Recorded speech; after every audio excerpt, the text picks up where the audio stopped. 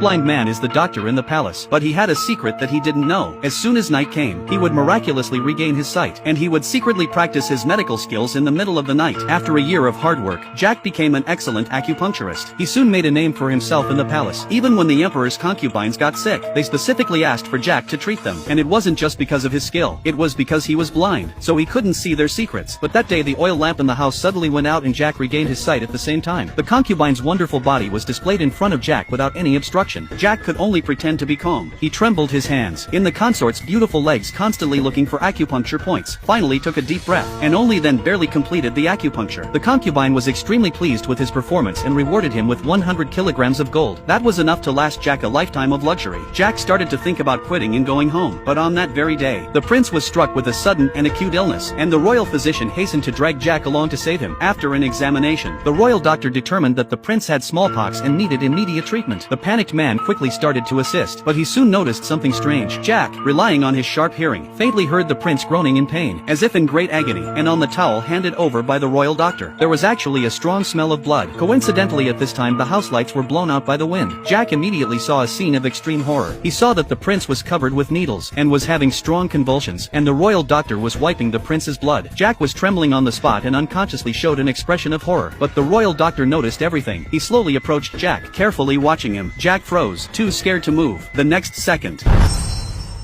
the chief physician deliberately tested Jack with a silver needle. The nervous man gripped the towel in his hand, but there was no change on his face. 나으리, 명주천이 또 필요하십니까? The royal doctor sighed in relief and started cleaning up the murder evidence. After the royal doctor left, Jack's gaze fell on the prince. The prince, barely alive, seemed to want to tell Jack something. He was the only one in the palace who knew Jack's secret. But just then, the royal doctor returned, and Jack instinctively lowered his head. The royal doctor lit a candle. By the time Jack looked at the prince again, he had become blind once more. Jack and the royal doctor left the prince's quarters, but while the royal doctor went to rest, Jack rushed back, but the prince had already been killed. Suddenly Jack realized that there was a silver needle in the prince's head. It was the only evidence of the crime. Just then, footsteps came from outside, and Jack quickly hid. It turns out that the imperial doctor had just arrived at the bedroom and realized that one of his needles was missing, so he rushed back to look for it. Jack saw the opportunity, intended to escape through the window, but accidentally dropped the silver needle on the ground. Jack immediately reached out to pick up. Unfortunately, the needle fell into the cracks on the floor. Using all his strength, Jack finally retrieved the needle, but at that moment, the imperial doctor in the room heard the sound. Jack didn't hesitate. He jumped out of the window. Then he hung on to his crutches and started to run away. By the time the royal doctor arrived, all he saw was Jack's back. The royal doctor tried to chase, but was stopped by the prince's guards. The imperial doctor had the bright idea to announce the prince's death to the crowd, and blamed it all on the man who had just jumped out the window. The palace was thrown into chaos. When the emperor heard of his son's death,